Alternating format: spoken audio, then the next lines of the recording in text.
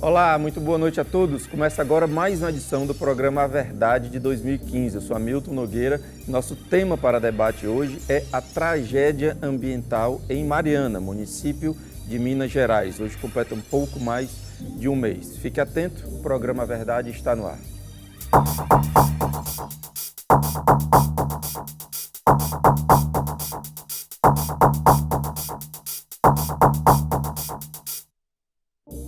Olá, o programa Verdade está no ar, lembrando sempre, você participa, 3486-1721, Twitter, Hamilton Nog, Facebook, Hamilton Nogueira, participe ao vivo nesta terça-feira, lembrando que às sextas e aos domingos, em ambos os dias, você terá a oportunidade de ver, rever ou recomendar os nossos programas. Começa às 23 horas, mas você terá que ver a possibilidade, se há o horário de verão na sua região. Além de você que participa de casa, aqui conosco no estúdio hoje estão Arthur Bruno, o Arthur é secretário do Meio Ambiente do Ceará, secretário estadual, portanto, da pasta. Cristi Bechara, conosco, ela é diretora da Companhia Sustentável e especialista em sustentabilidade. Conosco também Alexandre Costa, que é professor da Universidade Estadual do Ceará e doutor em Ciências Atmosféricas. Senhores, Cristi, muito prazer recebê-los, muito obrigado por estarem aqui conosco conversando sobre o tema. Eu queria começar com a Cristi. Cristi, desastre, acidente ou crime que aconteceu em Mariana? Muito boa noite, prazer recebê-lo. Boa noite a todos os telespectadores do programa Verdade. Bem, sinônimos muito, desastre, crime, lamentável, enfim, aconteceu, fato ainda estão em busca de averiguar quais foram as razões efetivas, né? Se foi ruptura, abalo sísmico, problemas técnicos, enfim, muitas justificativas e muita investigação, muita perícia a ser feita ainda. A imprensa e a sociedade se apressou em condenar, na sua opinião, ou já é condenável? Fato é condenável, né? Sim. Fato está aí, à vista, a olho para todos nós sabermos que isso não tem como não fugir de uma punição, de encontrar. A questão é a responsabilidade, que não é só meramente ambiental, mas uma responsabilidade socioambiental, econômica, política, corresponsáveis, né? A quem a gente tem que encontrar nesse momento para colocar, digamos assim, calçar os sapatos e encontrar os chapéus para as cabeças corretas. Então, assim, a empresa, fato, tem, né, um peso muito relevante em cima de tudo isso a considerar, mas também as outras corresponsabilidades de fiscalização, de governo, mas você sociedade. Considera a possibilidade de ser um acidente?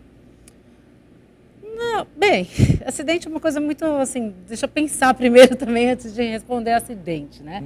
Mas pode ser, vai depender muito da perícia, entendeu? Sim. Agora, eu acho que também tem muito de negligência. Sim. Né? De imperícia, de imprudência, que precisaria ter mais avaliações técnicas, mais controle dos Sim. laudos, veracidade mesmo das informações do fato, transparência dessa gestão, principalmente o fato da transparência tinha que estar muito claro, entendeu? Sim, no processo de averiguar o que aconteceu. Tudo, né? Então, o que acontece? Infelizmente, falando sobre um olhar de empresa, né, da gestão empresarial, muitas vezes a gente faz vistas grossas, os gestores fazem vistas grossas, os peritos, as certificadoras, as empresas de certificação já têm aqueles laços mais estreitos. Sim. E acabam vendo alguns pontos que estão mais críticos durante os últimos períodos. Corrige na próxima, né? Corrige no próximo.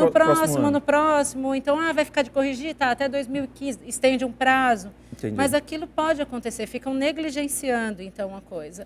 Então, assim, e um plano de contingência. Eu acho que faltou efetivamente um plano de contingência, um plano de... Isso a gente já pode dizer determinantemente que não tem, né? Porque até agora, pelo visto, ninguém foi socorrido. Eles seguiram alguns protocolos que dentro de um critério, digamos, de sistema de gestão estava satisfatório, né? Mas que aí aconteceu, efetivamente não se deu, né? Alexandre, prazer recebê-lo, boa noite. Desastre, acidente ou crime, na sua opinião? Não, acho que não há dúvidas, é crime. Eu não sou advogado, não sou jurista, mas eu fiz uma breve consulta à lei brasileira que tipifica crimes ambientais. É evidente que existe uma responsabilidade. Classificar como acidente seria o mesmo que você falar que é acidente de trânsito, alguém matar vários pedestres, atropelar vários pedestres dirigindo bêbado. Sim. Não, na verdade, Não aconteceu, foi provocado, né? Existe uma série de tentativas, ao meu ver, da empresa, né, de fugir à responsabilidade. Essa questão aí do abalo sísmico, Cris, na verdade eu fui examinar isso com um certo cuidado, apesar de eu não ser geólogo, né, mas como eu tenho mais afinidade com as ciências da Terra, foi algo que, obviamente, me chamou a atenção. Na realidade, foram detectados, né, microabalos, né, de entre 1,6 e 2,4 pontos na escala Richter, a escala que mede terremotos. Olha, na verdade, se tiver um tremor de escala 2 agora, se você tiver um copo de água em cima da nossa mesinha, você não vai perceber a água tremer. Esses microterremotos, eles ocorrem com uma frequência imensa, né? Imensa. Na realidade, acima de 2 é muito comum a gente ter ali nas nossas serras, né? Ali na Meruoca, Sobral. Cascavel aqui perto também. 2, 2,5 é muito comum. Às vezes você ouve um estrondo, mas às vezes você não percebe nada. É disso que a gente está falando. Então, é algo que não abala sequer uma construção de taipa. Não teria, portanto, a menor possibilidade de ter causado uma fissura. Nenhuma. A escala Richter ela é logarítmica, que significa que cada ponto, na verdade, você está aumentando por um fator de 10. Só para explicar aqui para quem está... por que a gente entrou nesse assunto, porque uma das justificativas da empresa é que teria havido um abalo sísmico momentos antes da ruptura da barragem. Isso poderia... Insinuou-se que seria a causa, não é isso? Sim. Bom, vamos ouvir aqui o secretário Arthur Bruno. Secretário, prazer recebê-lo. Boa noite, mais uma vez aqui conosco. Desastre, acidente ou crime, na sua opinião? Bom, boa noite, é um prazer estar com vocês. Eu creio que tenha sido crime. Há dois tipos de crime, né? Há o crime doloso, quando você quer atingir aquele objetivo criminoso, e há o crime culposo, né? Como foi falado aqui, ou por imperícia, por imprudência, ou por negligência, você assume o risco daquele crime ocorrer. Então, eu penso que houve crime. É tanto que houve crime que o próprio IBAMA já multou a empresa, eu acho que ela vai ser multada mais vezes ainda, o próprio Ministério Público está entrando com ações, então foi crime sim, crime, e houve vários crimes, não é um crime só. O fato de não ter um plano de contingência, como é que se dá a evasão daquelas pessoas, a saída daquelas pessoas, a forma como a empresa, depois do acidente, se colocou, sem dúvida que houve crime e eu espero que os responsáveis sejam exemplarmente punidos, porque foi um crime ambiental dos maiores que esse país já teve, um crime ambiental que chamou a atenção do mundo inteiro. Não é à toa que a ONU está lá presente, a Organização das Nações Unidas, com a comissão, para ver exatamente, fazer um diagnóstico, porque é um crime que teve repercussão internacional. Nós temos um VT aí falando a respeito dessa tragédia. Confira. Você sabia que o rompimento das barragens da empresa Samarco em Mariana, Minas Gerais, provocou o maior desastre ambiental do Brasil até hoje? 60 bilhões de litros de rejeito de mineração de ferro, o equivalente a 24 mil piscinas olímpicas, foram despejados ao longo de mais de 500 quilômetros da bacia do Rio Doce, a quinta maior do país. Um verdadeiro tsunami de lama destruiu os distritos de Bento Rodrigues e Paracatu de Baixo, que devem se transformar em desertos de lama. A reconstituição do solo vai demorar séculos, já que os resíduos de mineração o tornam infértil. O Rio Doce, por sua vez, está morto. O abastecimento d'água foi suspenso, afetando cerca de 500 mil pessoas. A Samarco, fruto de sociedade entre a Vale e a empresa anglo-australiana BHP Billiton, responsável pela exploração de minério de ferro nas barragens de Fundão e Santarém, no município de Mariana, foi multada pelo IBAMA em 250 milhões de reais. Mas especialistas no cálculo de prejuízos em desastres ambientais afirmam que esses valores seriam da ordem de bilhões, porque se deve levar em consideração para este cálculo não só a extensão do dano no espaço, mas também o prejuízo ao longo do tempo. Denuncie. É o maior crime ambiental da história nacional ou um dos maiores? E se a gente fizer essa comparação aí com a América do Sul, assimilar? Talvez seja cedo demais assim, para a gente fazer essa avaliação. E isso também não é tão importante assim. Eu acho que podemos falar que é um dos maiores. Pode até ser o maior, né? Mas eu acho que o fundamental é nós tirarmos as lições desse crime ambiental e nós fazermos as correções necessárias. Nos últimos tempos, eu tenho ouvido muita gente reclamar dos órgãos ambientais. Raciocínio assim, olha, o órgão ambiental atrapalha, é contra o desenvolvimento, é contra os empreendimentos, o órgão ambiental impede o progresso, não é? Num momento como esse, a gente vê a importância do licenciamento ambiental. Quer dizer, qualquer empreendimento desse porte, ou até menor, ele precisa de um estudo de impacto ambiental, de um relatório de impacto ambiental. Aqui no Ceará, nós temos até uma exigência maior, porque todo estudo e relatório, consequentemente, tem que ser aprovado no Conselho Estadual de Meio Ambiente. Talvez seja o único estado do Brasil que tem essa exigência. Isso é muito bom. E, portanto, os órgãos ambientais, eles existem para fazer o licenciamento, fazer a fiscalização, o monitoramento, e muitas vezes alguns empreendedores, até alguns empresários reclamam disso, né? Reclamam ao governo, porque atrapalham o desenvolvimento. Nesse momento a gente vê a importância dos órgãos ambientais, né? Lamentavelmente, é possível até que tenham falhado também, porque é preciso fazer o monitoramento. Mesmo a barragem do Fundão, ela estava licenciada, e estava no prazo. Mas será que estava havendo monitoramento necessário, né? Isso também a gente tem que avaliar, até que ponto houve falha também do órgão ambiental. Apesar de eu achar que realmente o crime foi da empresa, a empresa tem que fazer esse monitoramento, a empresa tem que fazer esse acompanhamento, não é? O plano de contingência tem que ser da empresa e, evidentemente, é necessário também observar se algum órgão público, ou municipal, estadual, também falhou em relação à questão ambiental. Eles mesmos, eu vi numa reportagem de uma emissora local, Minas Gerais, falando que o órgão ambiental está sucateado, estava com pouquíssimos fiscais, um número de processos e de obras a fiscalizar estava muito grande.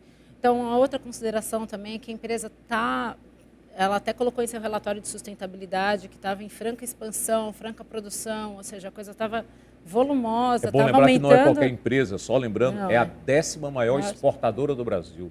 Exatamente. Uma grande empresa, né, fruto de duas grandes multinacionais. Da Vale. Samarco. A Samarco é a 10ª maior exportadora do Brasil. Minério de ferro. Lá era o consórcio com a Vale, não é isso? Vale e a BHP. BHP, que é uma australiana, uma das maiores do mundo. Talvez as duas maiores empresas mineradoras do mundo. Não pode alegar, a BHP era falta maior de tecnologia, nem muito menos recursos. Não, recursos, exatamente. Mas você dizia?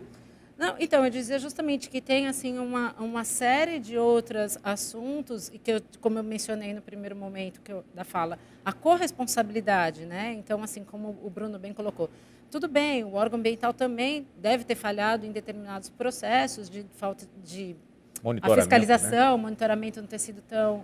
E o próprio órgão local, eles deram uma entrevista falando que realmente eles estavam sobrecarregados. Sim. Então, assim... Mas isso não deixa de lado essa responsabilidade da empresa. Um grande medo da população local, e aqui nós vamos já chegar no Ceará, é a possibilidade de acontecer em outras represas. Qual a possibilidade disso se repetir lá em represas também administradas pela Samarco? Olha, não só pela Samarco, né? Vamos jogar na real. São mais de 700 barragens de rejeito só em Minas Gerais. 700 somente só em Minas Gerais. De rejeitos. De rejeitos. Não é barragem comum de água, de rejeitos, não é barragem de lama. Sim. E a depender do minério, né, com composições químicas as mais variadas possíveis, né? São milhares espalhadas pelo Brasil. A mineração ela se expandiu de forma muito clara aí nos últimos anos, basicamente por conta de um modelo de desenvolvimento econômico baseado na exportação de commodities. Então perceba que minério de ferro se tornou um item, de novo, um grande item da pauta exportadora brasileira. Quer dizer, para fechar as contas, né, se aposta na expansão desse tipo de segmento, que é, em sua essência, E eu imagino predatório que e deve devastador. se pressionar muito por resultado, né? Isso, outra coisa é, o preço baixou, então implica que Você tem que pra produzir mais. para compensar na lógica puramente econômica, tem que produzir mais. Aí o que é que isso implica? Né? As empresas também apostam numa lógica de cortar cada vez mais custos. Então, não vamos ser ingênuos que por coração bom dos grandes empresários da mineração, nós vamos ter segurança. Não, a lógica deles é de maximizar o lucro. 2, há problemas gerais nos órgãos ambientais no Brasil inteiro. No Brasil inteiro.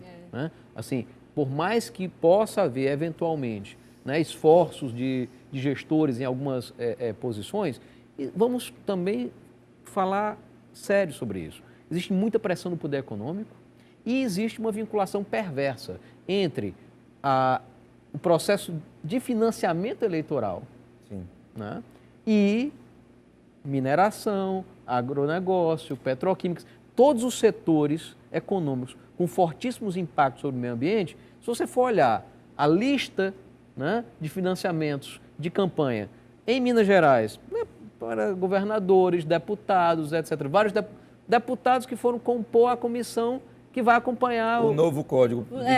O novo código de mineração é uma vergonha. Deixa eu te dar um testemunho. Elaborado pelas mineradoras. Eu vi Parentes, isso. né? Eu fui deputado federal nos últimos 4 anos, né? Até 2011 a 2014. E o Código de Mineração está no Congresso há muito tempo. Não se consegue avançar, tá certo? E a gente percebe isso. Quando você forma uma comissão para discutir o Código de Mineração, os membros da comissão normalmente são ligados às empresas mineradoras, foram financiados pelas empresas mineradoras, que é um problema da política no Brasil de uma maneira geral e no Congresso especialmente, né? Então, você tem razão, Alexandre, realmente é isso que ocorre. Em 700 barragens somente em Minas Gerais e aqui no Ceará, esse tipo de barragem? Tem? Aqui se tem, deve ter, mas é muito pouco, porque o estado do Ceará não é um estado tipicamente minerador, não é tipicamente minerador, não é o forte da nossa economia. Mas claro que nós temos que estar atentos para isso. Aí, Bruno, vamos então abrir esse debate sobre o Ceará imediatamente, enquanto há tempo. Né? Claro. Existe hoje um debate de um grande projeto de mineração, que é em Santa Quitéria, mina de Itatiaia, que envolve, isso eu vim tomar conhecimento mais recentemente, que envolve a construção de uma barragem de rejeitos para acumular 27 milhões de metros cúbicos. É metade do que é essa da de Mariana. Né? Bom, lá houve toda uma polêmica se a lama era tóxica ou não. Eu particularmente acho que também é uma falsa polêmica, porque cimento a princípio não é tóxico, mas se você for mergulhado, né, numa tina de cimento fresco, você vai morrer do mesmo jeito. Alexandre. Né? Mas aí, só terminar isso aí. Existe esse projeto em Santa Quitéria que Tá. prevê que tem essa barragem de rejeitos de mineração de urânio e fosfato. Que não está licenciada ainda, é bom lembrar, e o responsável no Brasil pela legislação por minérios radioativos é o IBAMA, no caso do licenciamento, acompanhamento. Bom, claro que é. Eu prometo que a gente também volta no acompanhar. segundo bloco com esse tema, não vamos deixar passar, mas eu preciso realmente chamar um intervalo agora, 3486-1721, Twitter, Hamilton Nog, Facebook, Hamilton Nogueira, até já. Olá, estamos de volta ao segundo bloco do programa Verdade de hoje, falando sobre a tragédia ambiental em Mariana, município de Minas Gerais. Você pode participar, 3486-1721, Twitter, Hamilton Nog, Facebook, Hamilton Nogueira. Participe ao vivo nessa terça-feira, lembrando que às sextas e aos domingos, a partir das 23 horas, você terá a oportunidade de ver, rever ou recomendar os nossos programas. Além de você que participa de casa, aqui conosco no estúdio estão Arthur Bruno, que é o secretário estadual do Meio Ambiente no Ceará, conosco também Cristi Bechara, que é diretora da Companhia Sustentável e especialista em sustentabilidade. Conosco também Alexandre Costa, que é professor da Universidade Estadual do Ceará e doutor em Ciências Atmosféricas. Enquanto a gente vai conversando, eu queria mostrar algumas fotos muito impactantes da tragédia. Pode começar a soltar, por favor. Olha aí. São fotos surreais, que mostram aí muito da calamidade que tá... Isso é possível consertar, Alexandre? Décadas, anos, séculos, não se conserta. Veja, olha aí as imagens. É lamentável, né? Olha, muito do que está aí é simplesmente irreversível, né? Né? Espécies endógenas da bacia do Rio Doce, essas virtualmente desapareceram. Provavelmente algumas a gente sequer chegou a conhecer, né? Outro problema é que, mecanicamente, a lama, ela ocupa os espaços do leito do rio, ela faz uma espécie, como se ela cimentasse o leito do rio, né? Preenche os espaços, preenche os poros. Olha essa comparação, antes e o depois aí. Que terror, né? E compromete qualquer pensamento de recuperação do ecossistema. Óbvio, né? Após talvez décadas ou mais, se tem algum ecossistema, né? Tomando medidas de recuperação e tudo mais, mas nunca será o mesmo, nunca será o mesmo. Chegando ao mar, é isso? Exatamente. Isso torcendo para que nenhuma outra barragem rompa até lá, né? Que também há essa possibilidade, pelo menos se falam, né? Falam em fissuras, Sim. etc. Nós precisamos questionar diretamente a atividade mineradora, não só no Brasil, mas no Brasil e no mundo, porque ela é impulsionada por um consumismo desenfreado, por obsolescência programada, né? Por uma demanda de minério injustificável. Nós temos um planeta com recursos finitos, com recursos limitados. Não tem sentido apostar nessa lógica de crescimento infinito do consumo, que obviamente demanda mais mineração, demanda mais uso de água, mais produção de rejeitos de mineração, mais energia, mais emissão de gases de efeito estufa. Já números tudo isso. Famílias atingidas, desabrigadas, tem esse número consolidado? Alguns números já saíram, né? 15 mortos, né? Me parece que ainda 4 desaparecidos. 600 pessoas estariam desabrigadas. A avaliação de que na área onde houve o acontecimento, cerca de 11 mil pessoas foram impactadas, não é? E aí atividades econômicas, pescadores que não tem mais alternativa, quer dizer, se você for, não só no continente, quer dizer, não é o Vale do Rio Doce, quase todo o Vale do Rio Doce é atingido, mas o oceano também, não é? Onde deságua o Rio Doce, ali no Espírito Santo, se fala até de 11 quilômetros seriam impactados no Oceano Atlântico, naquela área, portanto, a biota ali, vegetais, animais do oceano do Atlântico. Ali é um santuário de reprodução de tartarugas marinhas. Exatamente. Você vê a comunidade, as comunidades de indígenas Krenak, né, que dependem do rio para beber, para tomar banho e para se alimentar, obviamente, porque vivem, a principal fonte proteica é a pesca. Tudo isso comprometido. Teve o caso, né, de governador Valadares, que ficou sem água e recebeu, olha só o escárnio, o absurdo a que ponto chegou. A Vale mandou um carregamento de água contaminada com querosene. Olha, eu até custei a acreditar que fosse verdade. Eu achei que havia algum engano, porque não era possível isso. Como é que você vê, Arthur, o posicionamento da empresa? As respostas da empresa estão à altura? Foi aquém, foi além? Você acha que as manifestações do presidente condizentes com o tamanho da tragédia? Eu acho que as empresas foram irresponsáveis. Não é? Quando você bota você está associando a Vale também, né? Claro, porque a Vale não pode achar que a Samarco... Que é somente a culpa da Samarco. Samarco é Vale, né? Sim. Então, a Vale, que é, digamos assim, a empresa mãe, junto com a BHP Billiton, são duas das maiores mineradoras do mundo, insisto em dizer isso. Quer dizer, portanto, são empresas que têm tecnologia, que têm recursos, que têm financiamentos, não é? Essas empresas terão que agora garantir a vida dessas pessoas, não é? Garantir o dia a dia, o cotidiano, é morar, é comer, não é? É recuperar todas essas áreas degradadas. Então, tudo isso é responsabilidade da empresa. Eu acho que as empresas foram muito irresponsáveis, né? Até de não assumirem isso. Porque a primeira coisa que deveria ser feita é a empresa e a público dizer, olha, nós erramos nisso, naquilo, reconhecemos o erro, pedimos desculpas ao Brasil, às famílias, nós vamos recuperar, nós vamos trabalhar. Devia ter assumido isso. Até hoje não fizeram isso. Eu não vi dessa forma, dessa intensidade. Eu gostaria de colocar, inclusive porque eu trabalho muito com essa questão da sustentabilidade empresarial, né?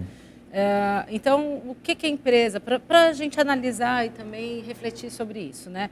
A empresa tinha relatório de sustentabilidade, tem certificação, tem laudos, estava nos rankings dos prêmios e aqueles das melhores ISOs específicos. ISE, que é o Índice de Sustentabilidade Empresarial. Então, assim, rankings mesmo, já teve em várias premiações que trazem até um respaldo, né? Uma reputação e imagem boa, assim, emblemática.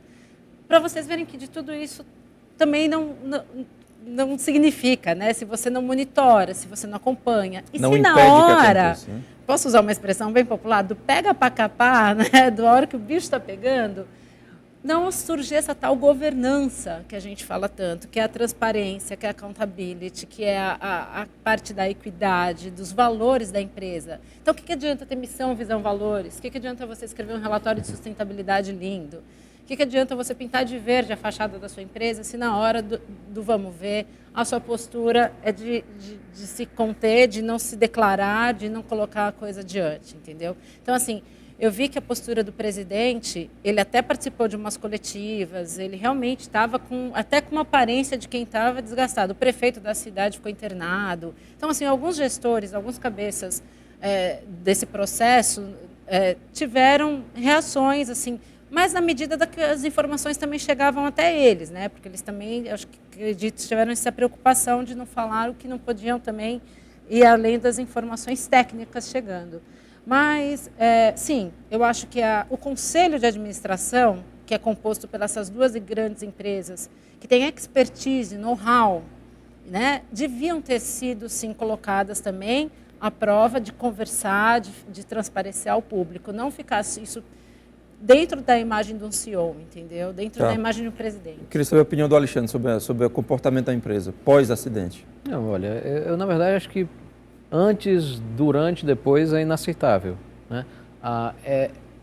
O que eu lamento mais ainda, porque infelizmente eu acho que é como a história do escorpião, né? Que vai picar de qualquer maneira, é da natureza. Quando o lucro, né, está acima dos outros aspectos, dos outros valores, né, isso aí ocorre. O que na verdade deveria nos salvaguardar seria o poder público, né? E nisso aí, infelizmente, né, o Pimentel foi o primeiro a dar coletiva na sede da empresa. Não tem sede de governo, não. Estranho, né? No mínimo estranho. No mínimo estranho, eu acho que isso aí, né, revela, e a gente sabe, né, o Pimentel foi financiado pela Vale Energia, foi financiado pela Companhia Brasileira de Mineração, que é uma concorrente, mas também uma outra grande mineradora. Nisso aí, inclusive, nós estávamos de mãos atadas, né? Era Pimenta e Pimentel. Os dois principais candidatos, bancados com milhões de reais, as duas grandes campanhas de Minas Gerais. Fizeram o papel de porta-voz da empresa. Mas vale salientar, eu acho que foi um erro, concordo com o Alexandre, dele dar uma entrevista na empresa. Agora, vale salientar que o governo está agindo. O governo está exigindo bastante das empresas, não só o governo estadual, o próprio governo federal. Mas ainda no papel da empresa, o Arthur está dizendo que ele poderia, pelo menos no primeiro momento, já admitir o erro. O que mais que ele poderia ter feito? O que mais que a empresa poderia ter tomado uma ação de imediato que ainda não começou a fazer? Assumir os ônus. Mas né? além assumir disso, como na questão financeira, não é? A sobrevivência dessas famílias. As pessoas ficaram sem trabalhar por causa do que ocorreu. Até porque vamos lá, são 2,8 bilhões de lucro que a Samarco tem por ano. A Vale, 39 bilhões por ano. Então, você imagina que um mês de lucro da Samarco não é sequer as multas que já foram aplicadas. Que está por volta de 200 milhões, é isso? Se fala em 20 bilhões, né? O máximo. Sim, mas projetado. A multa já tem 250 milhões, mas se fala assim que seria o que eu sei é 200 milhões já. Você lembra que a empresa, na verdade, tirou dinheiro da conta? Para não ia ser bloqueado, ela tirou antes. Isso. Então assim, claro, eles conseguiram os subterfúgios, mas uma coisa assim que a gente sempre fala dos impactos socioambientais, né? A gente está trabalhando muito aqui a pauta ambiental, mas o socioambiental. Além dos danos materiais, carro, casa, móveis, ficam os danos psicológicos. Eu li um estudo sobre as pessoas que perderam fotografias, não vão saber mais como são suas infâncias, a história daquela família. Homens jovens que estão enfermos de cama porque se sentem capazes agora, não sabem como prover as suas famílias. Não só a coisa da hombridade, dos valores morais, né? Então, a moralidade daquela região toda.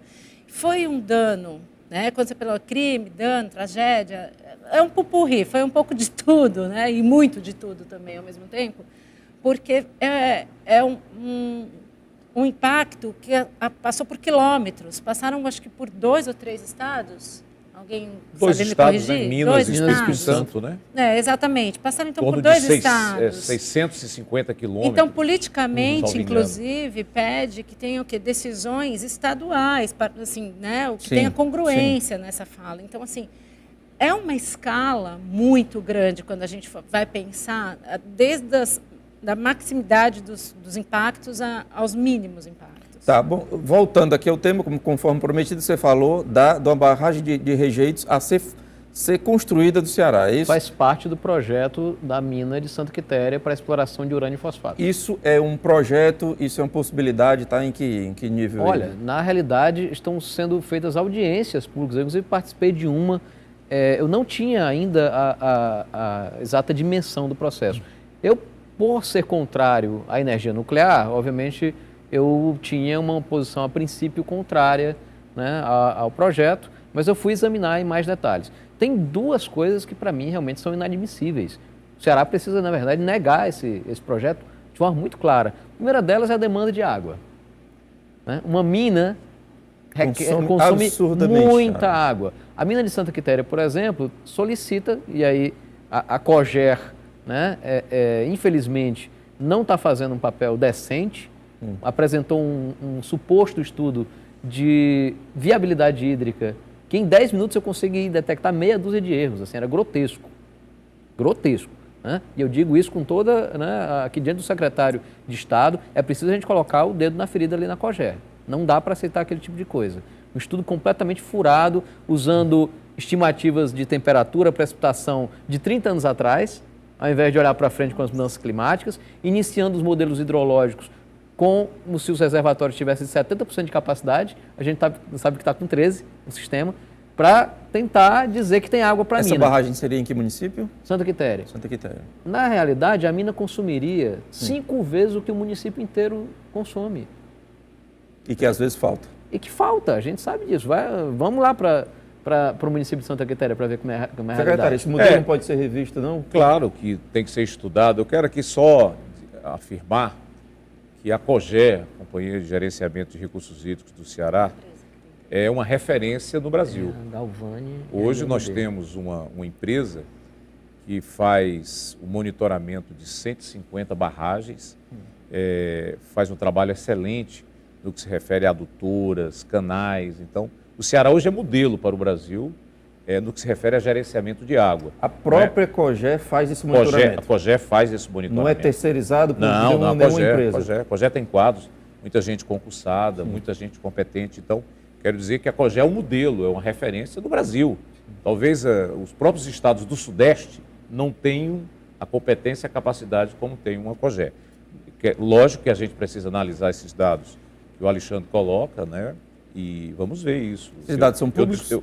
Olha, eu quero primeiro fazer um contraponto aqui ao Bruno. Em algum momento, o modelo pensado de gerenciamento de recursos hídricos do Ceará, de fato, esteve à frente no cenário nacional em especial. Mas eu devo dizer que esse modelo, ele, na verdade, foi desvirtuado. Nos últimos anos, nos últimos 4 anos, as outorgas, né, ou seja, as concessões de água da COGER, saíram de 300 para quase 3 mil.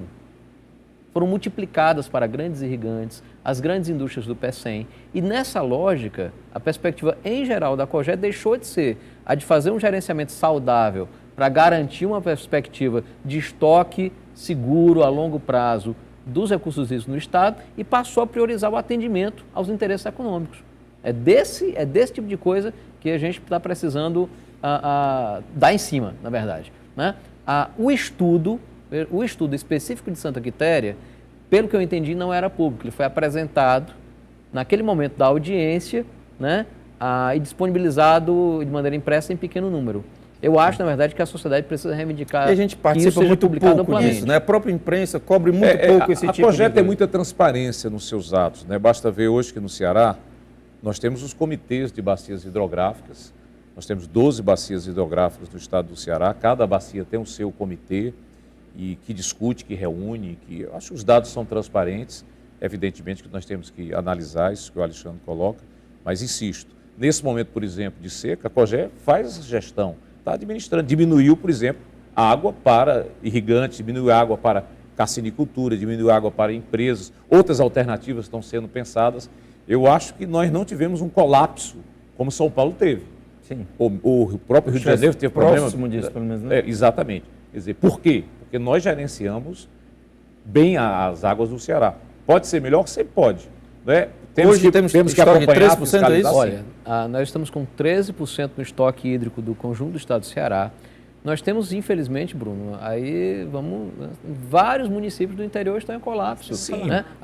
Olha, a gente teve ao longo desses anos aí, Crateús, Canindé, são, na verdade, hoje, centenas de municípios com carência de água. E veja, Sim, nós claro. Não chove, nós vamos né, agora para 4 anos de seca seguidos, você conhece isso bem. 4 anos de seca seguidos, Mas mesmo assim, vamos lá, se vamos cava lá. um poço profundo, se faz assistência, se faz adutora. Fornece-se 800 litros por segundo para uma termoelétrica, a maior emissora de CO2 do estado do Ceará.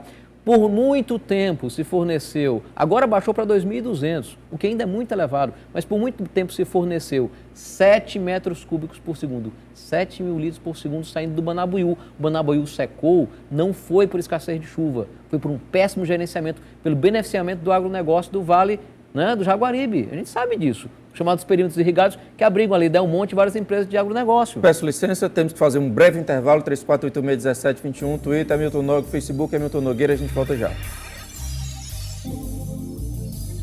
Olá, estamos de volta, terceiro e último bloco do programa Verdade de hoje, falando sobre a tragédia ambiental em Mariana, Minas Gerais. Você participa, 34861721, Twitter, Hamilton Nogue, Facebook, Hamilton Nogueira. Participe ao vivo nessa terça-feira, lembrando que às sextas e aos domingos, em ambos os dias, o programa é reprisado às 23 horas, mas leve em consideração a existência do horário de verão na sua região. Além de você que participa de casa, aqui conosco no estúdio estão Arthur Bruno, que é secretário estadual do Meio Ambiente no Ceará, conosco também Cristi Bechara, diretora da Companhia Sustentável e especialista em sustentabilidade, e Alexandre Costa, professor da Universidade Estadual do Ceará e doutor em Ciências Atmosféricas. Nós temos mais uma rodada de fotos aí impactantes, pode soltar. Cristi, se você puder ir falando mais devagarzinho, por favor. Tá bom. Isso daí foi a manifestação de estudantes, né, na porta da sede da Vale no Rio de Janeiro, jogando lama sobre as paredes da empresa. E questionando justamente isso, né? Então, aí é um reflexo do que a sociedade está demandando daqui para frente como valores das empresas. Isso vai na né? contramão do que a gente dizia aqui no intervalo, que você disse que a população não pressiona, não procura saber o que tem envolvido. Mínimo, exatamente, mínimo. O que acontece normalmente onde se instalam essas grandes empresas, né? A gente faz os trabalhos de estudo, diagnóstico social também, acaba desenvolvendo projetos, infelizmente algumas muito paternalistas, né, e solidárias e no espírito ainda de filantropia, e acaba o que aquela população se dando por satisfeita por ter as vagas de emprego garantidas, por ter infraestrutura chegando naquela região, mas deixam de questionar os danos que aquela empresa podem causar, né? Quando você falou sobre a questão, essa daí foi ótima também. Quando você falou sobre a questão, essa imagem, estou falando se tinha algum impacto na América Latina, eu fiquei pensando aqui, né, Alexandre, a gente não falou de nenhum comparativo, mas a título internacional, a gente pode lembrar da British Petroleum, né, da BP, que foi no Golfo do México, aquele que gerou até um filme com a Julia Roberts, da Ellen Brockovich, né, que também aconteceu, que era contaminando as águas no rio e causando câncer na cidade. Então, isso não é um fato isolado que aconteceu no Brasil e Mariana, isso acontece a nível global, mundial. Então, a população geral tem que fazer como essas pessoas estão fazendo, mas não tardiamente, quando já aconteceu. questionem as empresas, participem das audiências públicas. Como é que é o Confiram empresariado entre si. médio no Ceará? Quando você mostra um projeto de sustentabilidade, é facilmente aceito? Vira piada? Como é aí o clima? A resposta é vamos ver. Vamos ver. Vamos ver. Eu acredito que eles ainda estão aguardando que alguma coisa, infelizmente, muito boa ou muito ruim aconteça, porque eu sinto que aqui eles gostam de comparar, balizar o que o outro está fazendo, o que o meu concorrente está fazendo, ou que ganhos eu vou ter com isso. Ainda não surgiu ou emergiu alguma coisa como essa. Sustentabilidade não dá lucro, né? Muito. Se muito não lucro. desse lucro, o banco não investiria nisso. Essa é uma frase que eu já uso com muito jargão, que eu falo, gente, se sustentabilidade não trouxesse retorno, não trouxesse lucro, Frase não fosse do- algo inteligente... Frase do jornalista José Leal, né? Ah, nosso amigo Meu José amigo, ele Leal, diz né? muito isso. Ele está me parafraseando, vou cobrar aqui meu cachê, José. Porque é justamente isso, gente. Banco é uma instituição que sabe pegar o seu R$1 e transformar em 100. Então, se está lá no link do site da sua empresa, do seu banco, sustentabilidade como inteligência e estratégia, porque traz. Mas ela tem que ser bem aplicada. É isso que eu ia falar, o que eu disse momentos atrás. Não adianta ter relatório, não adianta ter uma diretoria de sustentabilidade, pintar a fachada de verde e não fazer a coisa acontecer. Olha, o Arthur trouxe o valor aqui de 20 bilhões de multa, né? Pelo que Essa é a previsão que se faz. Isso, já exatamente, tem uma uma do previsão. IBAMA de 250 Isso. milhões e a previsão que isso possa chegar até 20 bilhões. Os números que eu tinha Prejuízos que causados, já né? havia multa formalizada de 200 milhões, o número que eu tenho, posso estar enganado. É isso mesmo. E que o valor 50. poderia chegar a 2 bilhões, é o que eu sabia. Mas de a pergunta que eu 150. quero fazer é o seguinte, vamos tratar aqui no 20, no exagero. Vamos levar aos 20 bilhões. O que isso pode ser feito com esse... Recuperar o bioma, não. O Alexandre já disse que não. Em parte, né? Não totalmente. Eu acho que o Alexandre quis dizer isso. Mas existe plano de recuperação ambiental. Sim. Há inclusive especialistas disso. Parece Você proporção? Não, claro. Jamais, eu acho que jamais será totalmente recuperado aquele ecossistema ou os ecossistemas ali presentes. Mas a empresa, ela tem que se responsabilizar pela recuperação ambiental, em todos os seus diversos aspectos. Isso mas existe. O Isso que eu quero perguntar, Hamilton, talvez eu não tenha sido muito eu claro, acho que aí é tem questão uma- de dinheiro. Pronto, eu ia exatamente tocar nesse ponto. Antes, né? As coisas não se resolvem com dinheiro. Claro. A gente, né? Não é. Existe um dito da sabedoria milenar indígena que parece pueril a princípio, né? Parece ingênuo, né? Mas que no fundo é verdade, né? A lógica de que quando contaminarmos o último rio, derrubarmos a última árvore, né? Vamos comer A dinheiro. devastarmos o último pedaço de terra, vamos perceber que não comemos dinheiro. Exato. Isso é um fato. Nós precisamos trocar completamente o paradigma pelo qual nos guiamos nesse século XXI.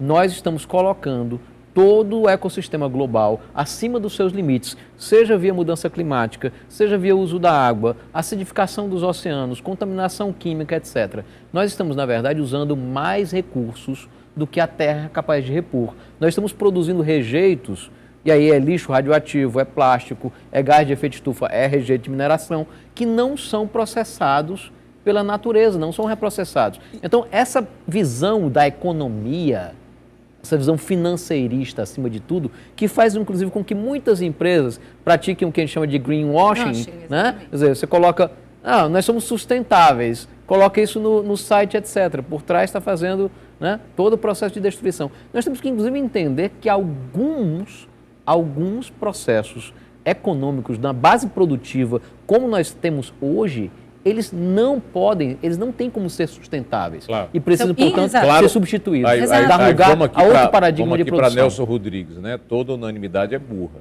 Há empresas e empresas. Há empresas que têm sustentabilidade como uma coisa séria. Eu conheço não é? algumas de boa Há fé. empresas que assim, há Micro, empresas. médias Que a e empresa primeiro, grandes, ela é né? inteligente Fortes. porque ela pensa na sustentabilidade. Porque se ela não pensar na sustentabilidade, essa empresa até poderá não existir mais. Não é? Imagina, e você fica imaginando o seguinte, o prejuízo econômico e o prejuízo de perspectiva futura para uma empresa dessa como a Samar. Sim. Não é? Mas Quer já dizer, está para a sendo imagem. questionado o que vai acontecer com Pronto. essa marca. Então, já estão questionando isso. e até para as mantenedoras, né? Até para a Vale, para a BHP, etc. Vejo que as empresas de petróleo sofrem de boicote, muitas vezes, no seu marketing e tal. Então, a sustentabilidade pode ser uma ação séria, e em algumas empresas. Ao marketing também, o marketing faz parte. Bom, essa geração não aprendeu a fazer. Você, sua carreira política é fortemente associada à educação. Eu pergunto sobre geração futura, a próxima geração. Eu acho que essa geração é melhor. Eu acho que essa geração, quanto mais jovem, mais eu vejo essa preocupação com a sustentabilidade. Tá certo? Então, você já não vê uma criança hoje com a baladeira querendo matar passarinho. Você jogue um lixo do seu carro. As crianças estão educando os mais velhos. Uma garrafa de eu gostaria alguma coisa. De citar eu acho até que tem marketing. Cada um citou a sua frase. Eu gostaria de citar Einstein fala, insanidade é continuar fazendo a mesma coisa e esperar resultados diferentes. Né? Então, eu acho que a geração... Todo mundo fez aqui a sua citação, né? Então, eu também queria fazer a minha. Então, em cima disso, eu vejo como a gente pode trabalhar a melhoria dos processos. E do que é a tal perenidade / sustentabilidade, né? Como você gera esse lucro, esse ganho, com menos extrativismo? Como você transforma a sua matéria-prima em algo... Por exemplo, quando você tem 50% de uma camiseta feita com fio PET, outro 50% de algodão orgânico. Você equilibrou minimamente, apesar de ainda ter outros impactos significantes. Ela se torna mais cara ou mais barata? Não, ela está num preço muito justo. Mas, assim, um exemplo disso vai depender de cada business, né, de cada modelo de negócio. Mas é possível se vender uma camiseta quase que equiparando. Era o mesmo dilema do papel reciclado, reflorestado e o convencional. É o mesmo dilema do copinho ou da caneca, do copo plástico ou da caneca. Tudo é de ser compensado, equilibrado, mediante o volume que você consome, impacto que você dá, a tratativa que você vai dar para aquele resíduo ou para aquele extrativismo. A minha ponderação é a seguinte, é que só há solução se nós chegarmos, e veja, isso precisa ser discutido já hoje, porque a escala de tempo, né, principalmente das mudanças climáticas, é de 5, 10 anos para tomarmos medidas muito sérias. O que é que acontece agora? Nós precisamos pensar em um processo produtivo de ciclo fechado. O que é que acontece? Nós temos um exemplo, a produção natural. A gente chama de produtividade primária, né, a fotossíntese, etc. Na natureza, nenhum átomo é perdido. Todo átomo circula em todas as cadeias produtivas de alimento, decomposição, fotossíntese, etc. E esse é o único tipo de sistema produtivo que consegue se manter ad infinitum. Nós não podemos manter um sistema econômico baseado, né? Por mais que haja medidas de contenção, de mitigação, de redução de danos, mas mesmo com isso, nós não conseguiremos manter como sustentável um sistema que, usa mais água do que o ciclo hidrológico consegue repor. 2, coloca mais nitrogênio no solo através de fertilizantes sintéticos do que a natureza é capaz de processar. 3, emite uma quantidade de gases de efeito estufa, principalmente CO2, tão brutal que eles se mantêm se acumulando na atmosfera sem ser reincorporados pelo ciclo do carbono natural. Tudo isso nos impõe, portanto, termos a capacidade de nos readaptarmos a viver dentro dos limites planetários, com os fluxos de matéria e energia que guiam o nosso processo produtivo. Isso implica, na verdade, uma revolução profunda no nosso modo de agir. Que eu imagino que nem produzir, como viver, né? Esse processo começou a mudar? Já começou? Eu acho que sim. Eu acho que sim. Eu acho que sejamos otimistas, a consciência melhorou. Estamos longe do que deveríamos atingir.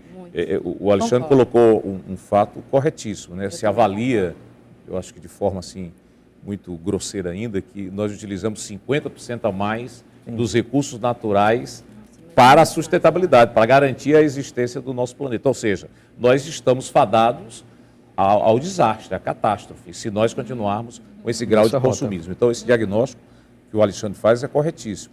Agora, eu penso que nós temos que mudar realmente o desenvolvimento econômico como a gente pensa hoje, mas a gente precisa mudar, sobretudo, a educação. Eu tenho insistido na minha gestão, a minha prioridade é a educação ambiental. Ou a gente muda, hein? É feito em escola estadual? Muito pouco. A educação ambiental é transversal, deveria estar presente em várias disciplinas e acaba não estando em quase nenhuma. Né? Não vou dizer nenhuma porque eu não quero radicalizar. Tem sempre algum trabalho interessante feito em alguma escola pública ou privada. Então, eu acho que essa questão da educação ambiental é que é a questão central. Tá certo? E cada vez mais nós melhorarmos as nossas legislações, municipais, estaduais, federais, a sociedade participar mais, estar crítica, como foi colocado aqui. Então, não há saída para a humanidade a não ser o desenvolvimento sustentável. É isso que nós temos que tomar consciência. A gente já não tem mais tanto tempo, não, mas eu queria ainda fazer uma última pergunta. Como é que o governo federal se posicionou em relação a esse desastre? O governo federal, a ministra e a presidente. Eu acho que ela foi aquém ou foi além do... A Isabela Teixeira demorou a tomar um posicionamento. Não acho que a ministra do Meio Ambiente foi firme. Acho que o governo federal pode até ter demorado um pouco a entender o que estava acontecendo. Exatamente. Mas foi lá, se manifestou. Acho que exigiu da empresa.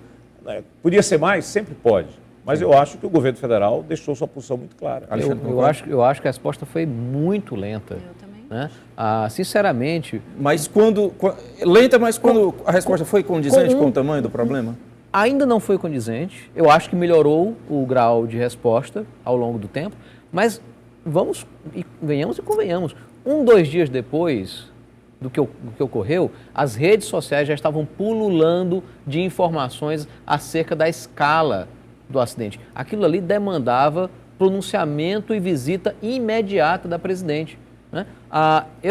Eu acho assim que o tipo de demora foi comparado com o Bush lá, com o Katrina, em Nova Orleans. Quer dizer, uma demora injustificável. Numa hora dessa é preciso agir de imediato. E aí, de novo, eu, sinceramente, não deposito confiança em governos eleitos com o dinheiro da Vale Energia. É o caso do governo da Dilma, infelizmente. A Cristi, quer se posicionar? Eu também concordo que eu acho que tardou e eu acho que o próprio governo também devia apresentar um plano de contingência que viesse a suprir a deficiência do privado, entendeu? Então, assim, por exemplo, como eu soube que teve cientistas, né, ambientalistas do projeto do IBAMA e do projeto Tamar, que foram lá antecipando, né, a descida da lama, antecipando o trajeto que queria fazer também. E resgatando já algumas espécies, coletando, trabalhando isso.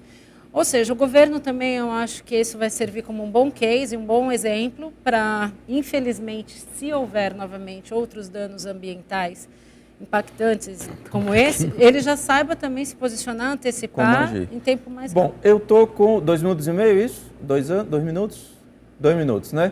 Eu queria garantir aqui 30 segundos livres, democráticos, abertos, para que cada um pudesse fazer as suas considerações finais, tá? E a gente, infelizmente, encerra por aqui. Alexandre, por favor, fique à vontade. Bem rápido. O meu ponto, na verdade, é que avalio que nós precisamos, né, a partir desse crime, do maior crime ambiental, provavelmente, da história do país, é comparável, sim, a Chernobyl, Exxon Valdez, o episódio da BP, né, todos esses outros citados. Eu acho que nós precisamos ter essa tragédia aí como referência para repensar globalmente o tipo de modelo de desenvolvimento econômico que nós estamos apostando. Né? O Brasil investiu em termoelétricas, em petróleo, né? O governo brasileiro leiloou a costa, o litoral brasileiro quase todo para a exploração de petróleo. Nós estamos o quê? Esperando uma tragédia como a do Golfo do México se repetir aqui diante de nós? Né? Justifica isso tudo para a ampliação do consumo e da produção de bens desnecessários, fúteis, né?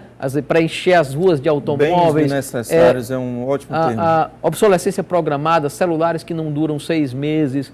Quer dizer, tem lógica isso tudo? Né? Eu acho que nós precisamos então colocar... Porque o minério de ferro que sai de lá, ele vai para o automóvel de algum lugar, ele vai para uma máquina para produzir algum outro bem. E esse consumo muitas vezes se resume a gente mostrar para o outro aquilo que a gente não é. É uma vida vazia. Para a gente se autoafirmar como alguém importante. O consumismo é uma vida vazia. Nós precisamos de outro sentido, né, para a vida que não isso daí. É loucura. Cristi, fica à vontade. Eu quero falar do consumismo. Consumam sabedoria, conhecimento, estudem, investiguem. Uma hora você é sociedade, uma hora você é um profissional de uma empresa, uma hora você é alguém que está num posto do governo, representando o público. Independente do crachá que você estiver usando, do momento que estiver vivendo, assim, conheçam a verdade por trás das intenções das empresas, dos grupos, dos comitês que participem, entendeu? Então, assim, eu acho que o recado é muito mais para a sociedade, porque um dia foi a tragédia lá na Boate Kiss, outro dia Mariana, vamos esperar qual a próxima, né? Então, Arthur, à vontade, por favor. Bom, eu vou lembrar aqui o filósofo Sêneca, né?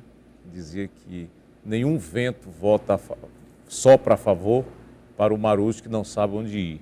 Então nós temos que primeiro encontrar esse objetivo. Qual é a sociedade que nós queremos, hoje e no futuro, não é? Para não cometermos os erros que já cometemos no passado. Então, concordo, eu acho que a gente tem que rever o consumo exagerado que existe na nossa sociedade, que exige mais metais, que exige mais minérios, e acaba dando esse tipo de consequência. Mas, sobretudo, eu acho que a gente tem que exigir mais dos governantes, mais dos legisladores. Só tenho aqui uma discordância com o meu amigo Alexandre. O Brasil é o país que tem a maior diversidade energética no mundo. Nós vamos caminhar para 45% de energia renovável. É um modelo hoje, o Brasil hoje está sendo um modelo.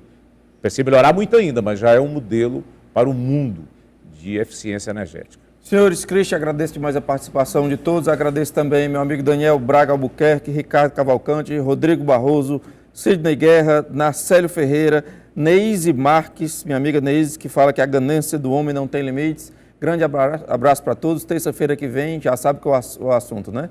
Processo de impeachment. Até semana que vem. Tchau.